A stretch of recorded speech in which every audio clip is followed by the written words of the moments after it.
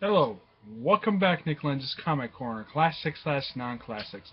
This is episode number 187, and Tripleshot number 11. Yeah, it's been a little while since I've done one of these. First up, it's Star Wars, Darth Vader, Volume 1, Vader, containing the first 6 issues of the series.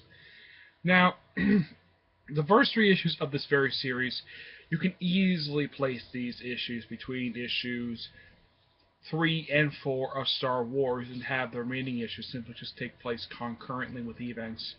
Like, you can have, like, the rest of the book take place, like, during the same time as issues 4, 5, and 6 of Star Wars, the current Star Wars book. This book, yeah, that just placement wise. Otherwise, though, this book is really good. One thing about the artist of this book, and I've shown a picture of this, is that, let's do a splash page, the artist did his homework. Yes. The artist who did this is Cesalivar Lacrata.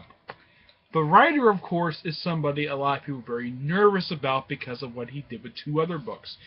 Karen Gilliam. No, they were not worried about what he did with Kenny X. His Kenny X book was actually not that bad. The problem with people with Karen Gilliam is what he did with Young Avengers and Iron Man. Where he made Iron Man, the main character, not even related to Howard and Maria Stark, and some claim it's not really his real name for some bizarre reason. I'm not sure why he established that stupid retcon. And probably by far his worst offense was Young Avengers, when he made the book into a book where at the end of the series he revealed that almost every single character except for Kate Bishop was either gay or bisexual. Yes, first turning a boring comic into a piece of garbage. But suffice to say, that Karen Gilliam is not here with this book. This book, it's like pre-Young Avengers and Iron Man. That's what this feels like. That's the writing. The writing style is great. I mean, it's like maybe Karen Gilliam took a vacation, someone claimed his name and made the book speak of garbage. I don't know. Suffice to say, I don't really care. This book is really good, and I know people have probably reviewed this book to death, especially since some people probably reviewed trades this particular trade, or probably reviewed issues of it, but me, I've read every single issue of this entire series. Heck, I'm even reading Vader down. This book is really good. Just Vader doing whatever he wants. Like he meets like an evil version. He even in the first in issues 3 through 6, in issue 3 he meets a character who becomes a supporting character in the series, started with that issue and has never left ever since, along with a evil version of R2-D2 and C-3PO. Why not? Yeah, they're evil, so why not? And plus, the artist likes to make the woman who's with Darth Vader really smoking hot, and she's a Vader fangirl. Suffice to say, this book, like I said, is really damn good.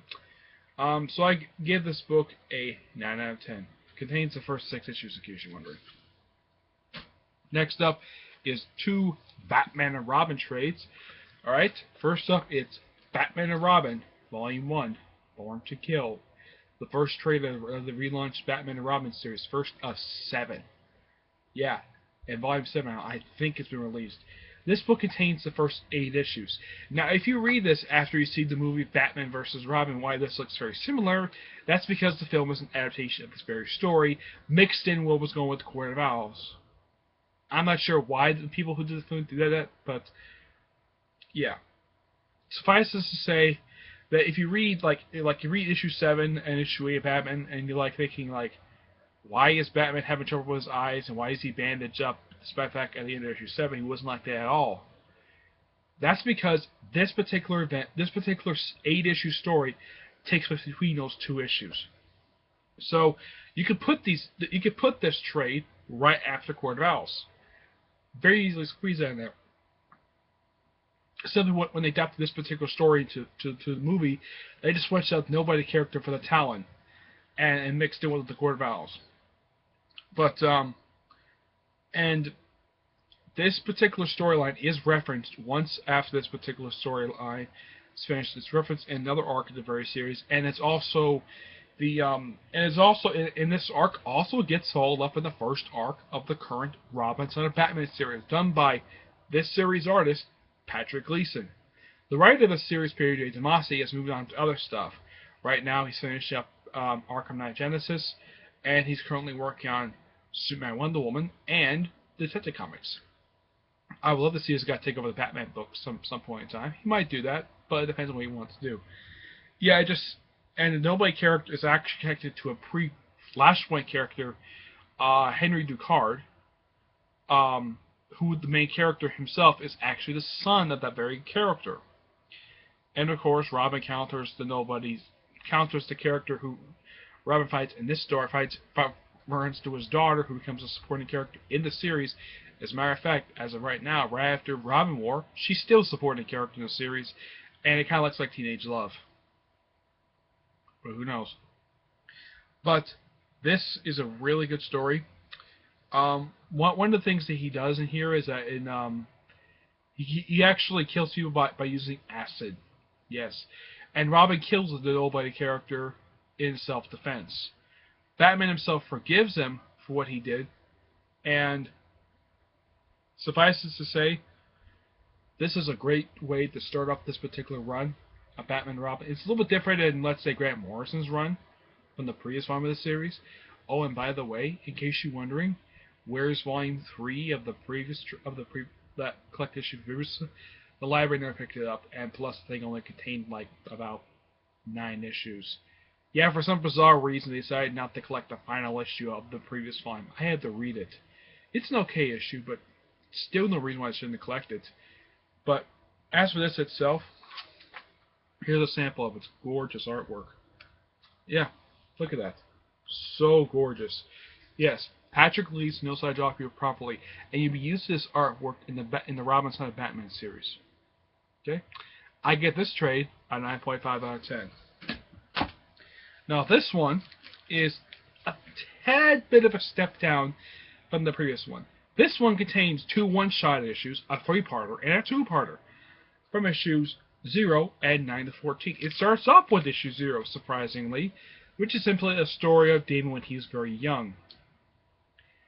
Him basically growing up over the years. And the story ends, basically, of Batman meeting Damien for the first time. Issue 9 is a tie-in to the Night of Owl story where Damien protects a general from a Talon, which he does succeed at. The next 3 issues is simply the Terminus story, which the villain is somewhat very lack. He's not a very interesting villain. There's nothing really to this villain at all. And plus, you also have a side story. You have like 2 plots in this 3-parter. You have the Terminus character, and you have the War of the Robins. Yeah, it's Damien versus Dick, Jason, and Tim. And it ends very decently. It's very nice. The Fallout 2-parter does reference that particular story. It takes a while to make a small reference to it. It's simply just a 2-part story. Let's see if I can find it here. Yeah, it's been a little bit since I've read this. I just recently finished reading this. Oh, here's a gorgeous page of the 4 Robins. Yeah, in case you're wondering, the last time we used that particular page was that. Yes. Now there are 2 stories that come out of this. First is Eclipsed. It's just basically Damien do whatever he wants. Like they're going to space. Him asking, like them dealing with these 2 characters. That's simply the whole point of these 2 stories. This deals with just a virus type story. And the next one kind of is a partial lead. It's all about teeth in the next story, which is Devoured. Which is simply the same story, just on a different name. Yeah, and of course they do stop the virus, but it has a very nice ending to it. So, even though this is a bit stepped down, it's still a good read. There's no denying that. It's still a good read. suffice to say, I'm giving this book a 9 out of 10. And I do recommend this and the previous 2 books that I just finished, that I just reviewed this very episode. Okay? Stay tuned for the next episode. Now, I promise this one would have been a double shot, but I had another book. I had like 5 trades, so I figured I'll just do 3 right now. I had these 3 all finished, read, so I figured why just do all 3 and do a triple shot. I'm sure that's probably like, oh yeah, that's perfectly fine. And I don't do these triple shots very often. I've heard just do double shots. Okay. But next episode definitely will be a triple shot. Not triple shot, a double shot. And next episode will be episode 188. Yeah, I've actually gotten that far. Okay? Until then, see you next time. Bye.